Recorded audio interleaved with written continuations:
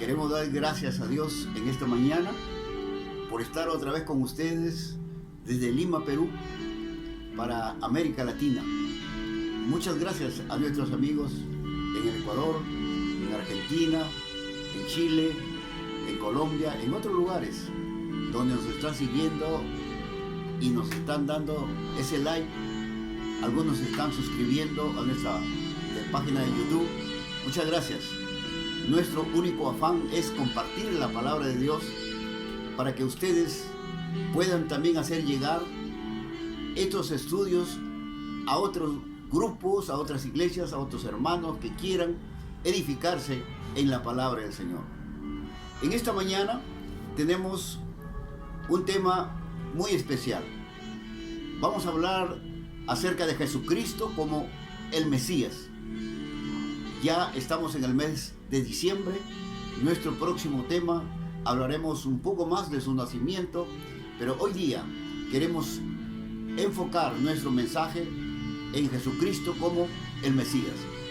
Quisiera iniciar dando lectura en Colosenses capítulo 1 para leer de los versos 15 al 23. Él es la imagen del Dios invisible, el primogénito de toda creación, porque en Él fueron creadas todas las cosas, las que hay en los cielos y las que hay en la tierra, visibles e invisibles, sean tronos, sean dominios, sean principados, sean potestades. Todo fue creado por medio de Él y para Él. Y Él es antes de todas las cosas, y todas las cosas en Él subsisten. Él es la cabeza del cuerpo, que es la iglesia. Él que es el principio, el primogénito, dice, de entre los muertos, para que en Él todo tenga la preeminencia.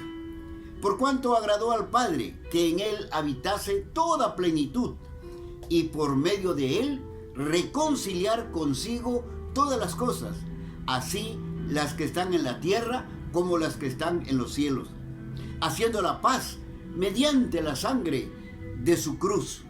Y a vosotros también, que erais en otro tiempo extraños y enemigos en vuestra mente, haciendo malas obras, ahora os ha reconciliado en su cuerpo de carne por medio de la muerte, para presentaros santos y sin mancha e irreprensibles delante de Él.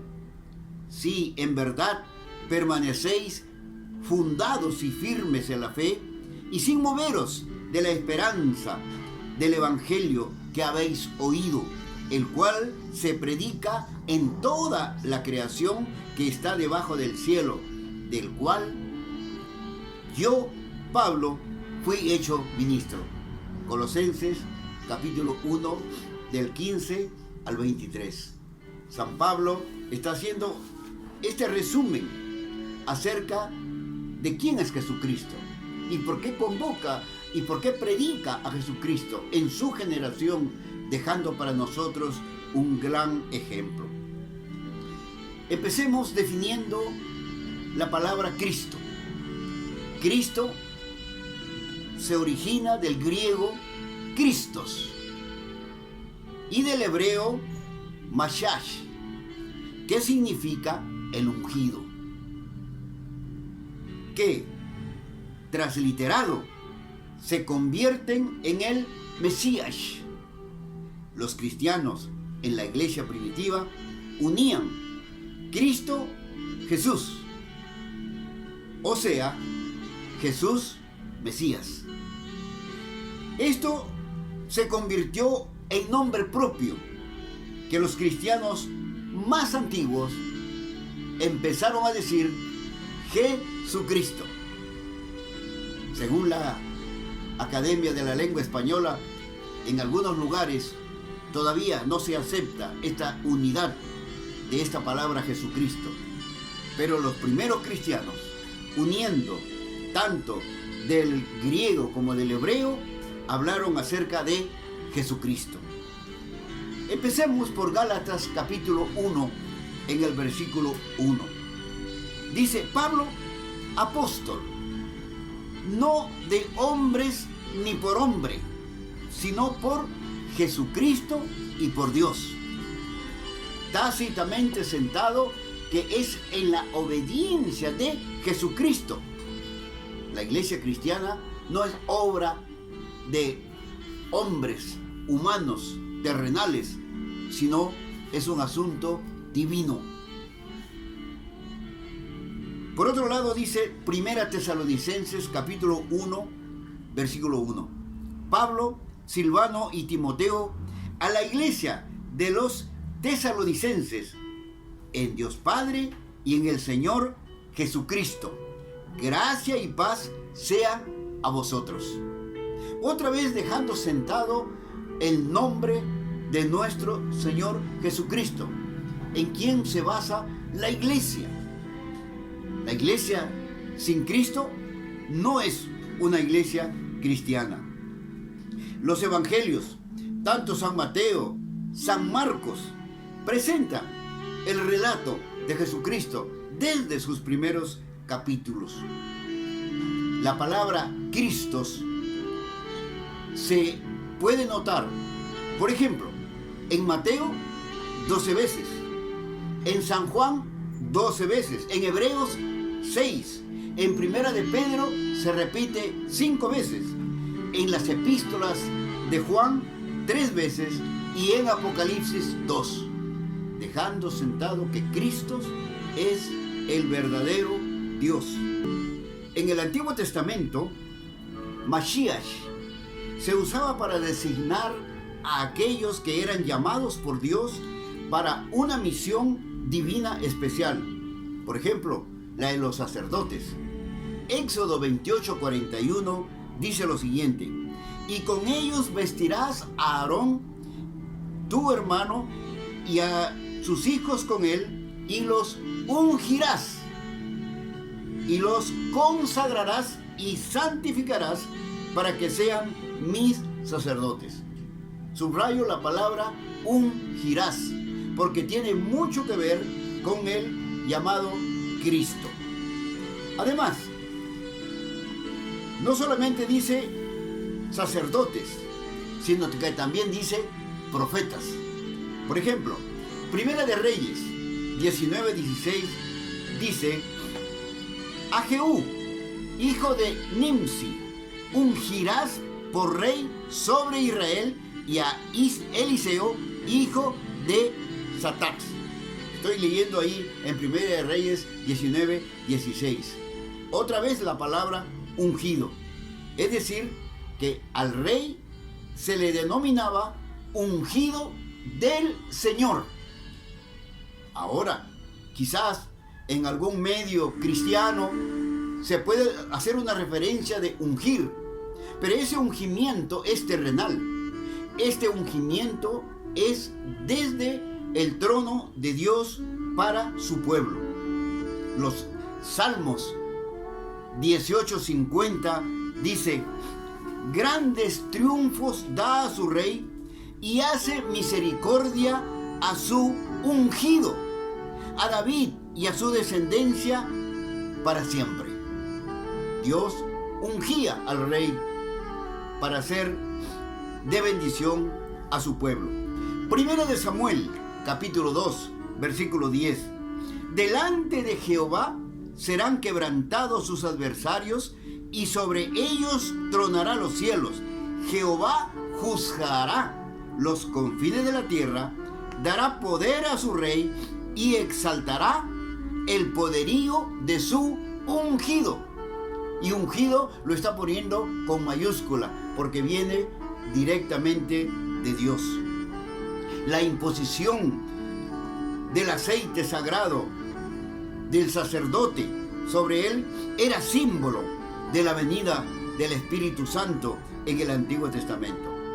Cuando Jesús visitó en la sinagoga en Jerusalén, él empezó leyendo Isaías capítulo 61 de los versos 1 y 2.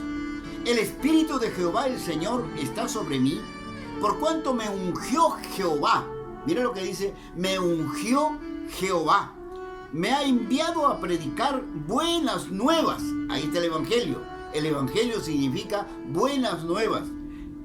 A los abatidos, a vendar a los quebrantados de corazón, a publicar libertad a los cautivos y a los presos apertura de la cárcel, a pregonar el año agradable de la buena voluntad de Jehová. Es decir, que cuando hablamos del ministerio de Jesús, es un ministerio ungido, pero no ungido terrenalmente, sino ungido desde los cielos. Luego podemos leer Lucas capítulo 4 del 16 al 21. Tomaremos algunas palabras. Vino a Nazaret durante donde se había criado, y en el día de reposo entró en la sinagoga conforme a su costumbre. Y luego dice más adelante, el Espíritu del Señor está sobre mí. Mira, por cuanto me ha ungido. O sea, el Señor estaba diciendo que venía a esta tierra, que traía un ministerio encargado por su Padre, que Dios le había ungido a él para que él lo diera a su pueblo, a sus seguidores. Y otra vez dice, a proclamar libertad, ahí según el pasaje de Lucas capítulo 4. Es decir, tenemos que subrayar que cuando Jesús estuvo en la tierra, venía no por voluntad propia, sino venía porque su Padre, Dios, le había enviado. Dice ahí, hoy se ha cumplido esta escritura. O sea, lo que había dicho Isaías capítulo 61 del versículo 1 y 2, ahora en Lucas capítulo 4 se estaba cumpliendo esta escritura, porque Jesús era el Mesías, o sea, era el ungido de Dios. Pero un ungimiento que no concordaba con los judíos nacionalistas. Es decir, sino más bien Jesús tenía un ministerio directo de su Padre Celestial. Evet Yahvé, siervo del Señor. El Hijo del Hombre no ha venido para ser servido, sino para servir. Dice Marcos capítulo 10, 45. Esta es la misión de Jesús.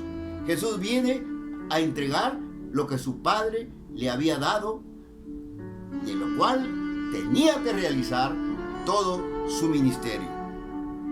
Muy bien, ahora, ¿qué pasa cuando Él está con sus discípulos? Por ejemplo, en Mateo capítulo 16, de los versos 13 al 20, hay una confesión pública que hace Pedro. Viniendo Jesús a la región de Cesarea de Filipo, preguntó a sus discípulos, diciendo, ¿quién dicen los hombres que es el Hijo del Hombre?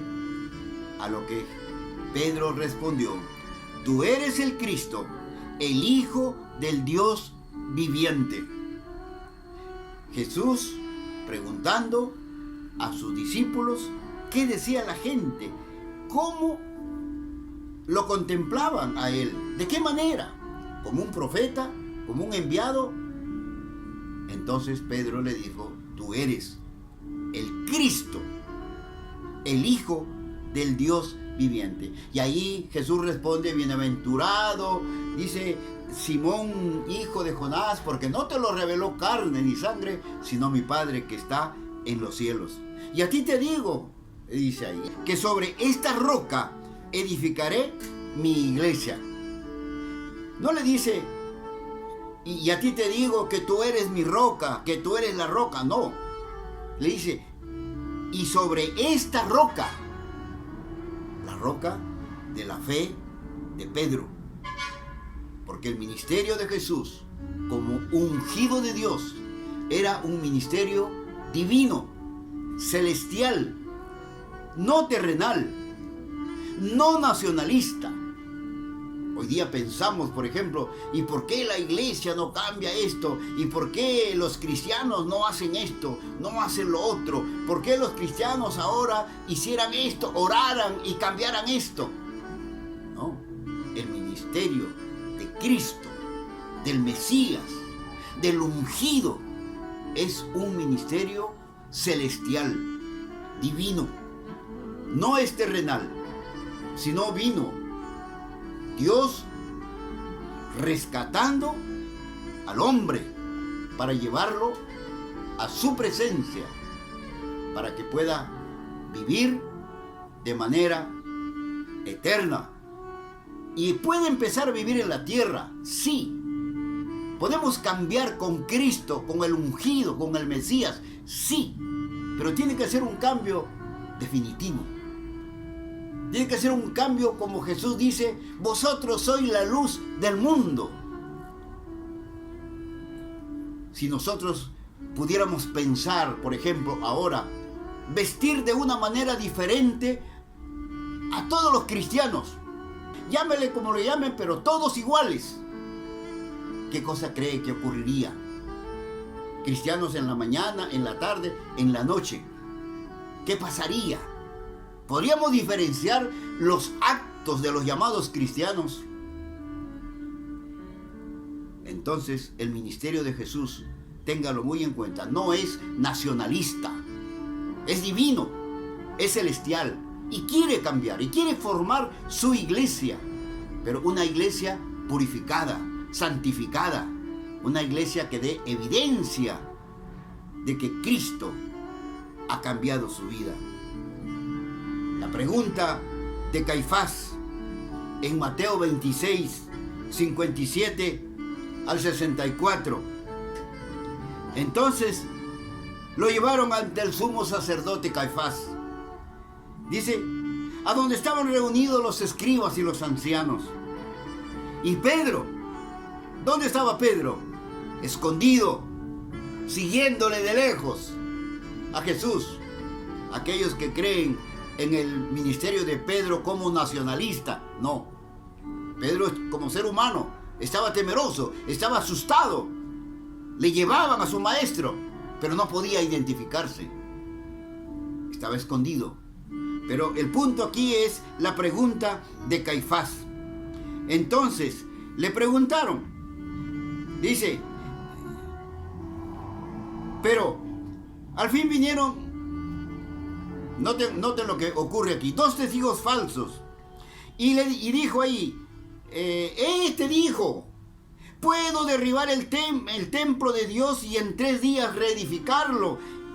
Y levantándose el sumo sacerdote dijo, ¿no respondes nada? ¿Qué testifican estos contra ti? Mas Jesús callaba.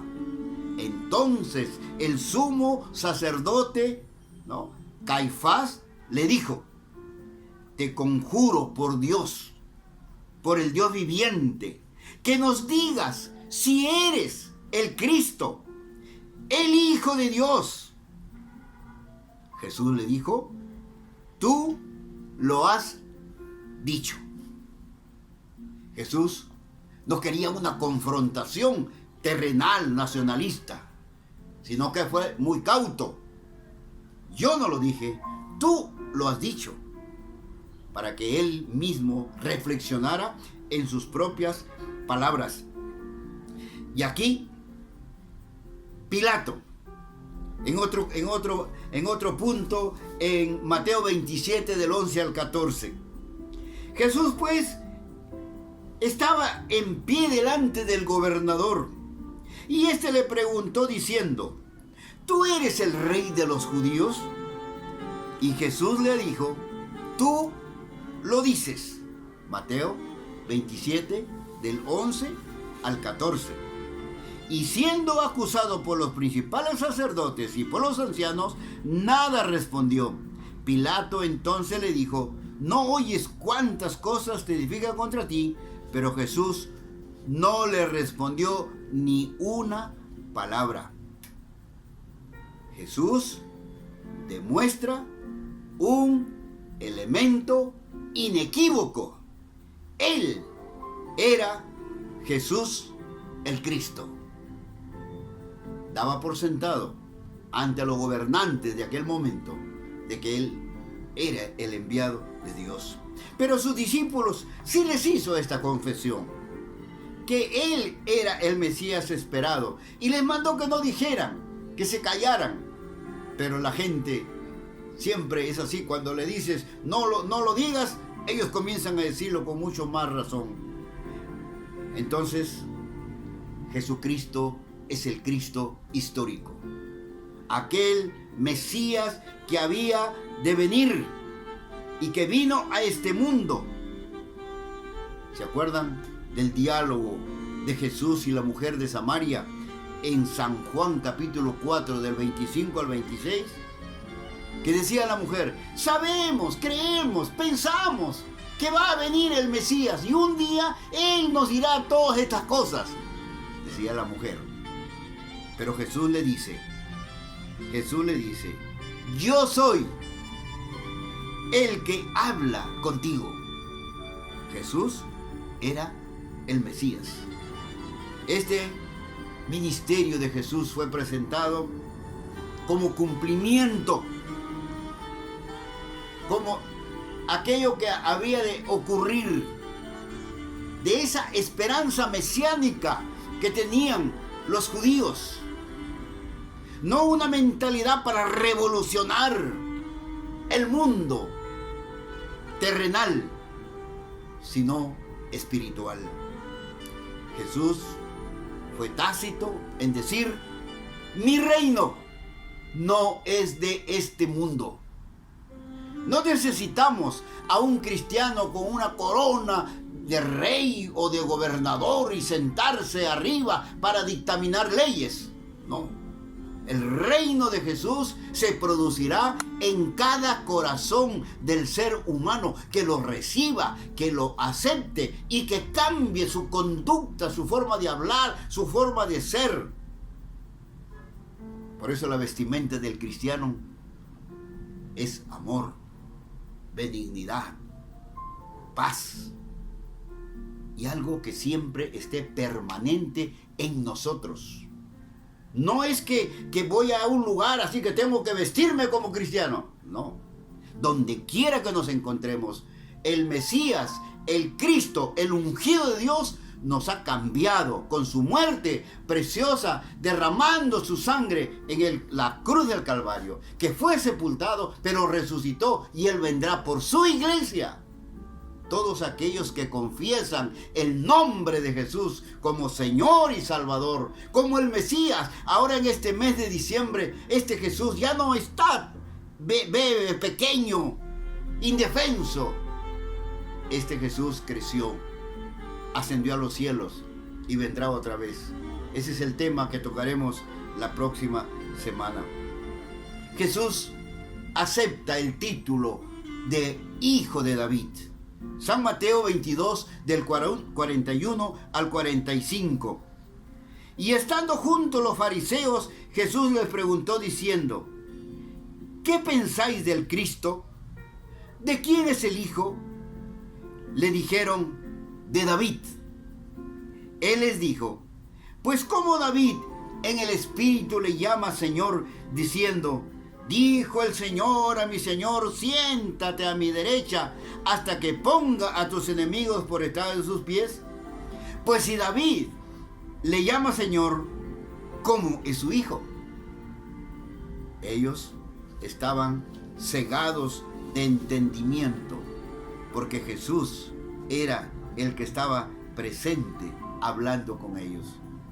En la confesión de Pedro que hace en San Mateo 16, del 13 al 17, encontramos la expresión de el Mesías sufriente, del siervo que había venido a servir y no para ser servido. Ahí Jesús le dice: ¿y quién dicen los hombres que es el Hijo del Hombre?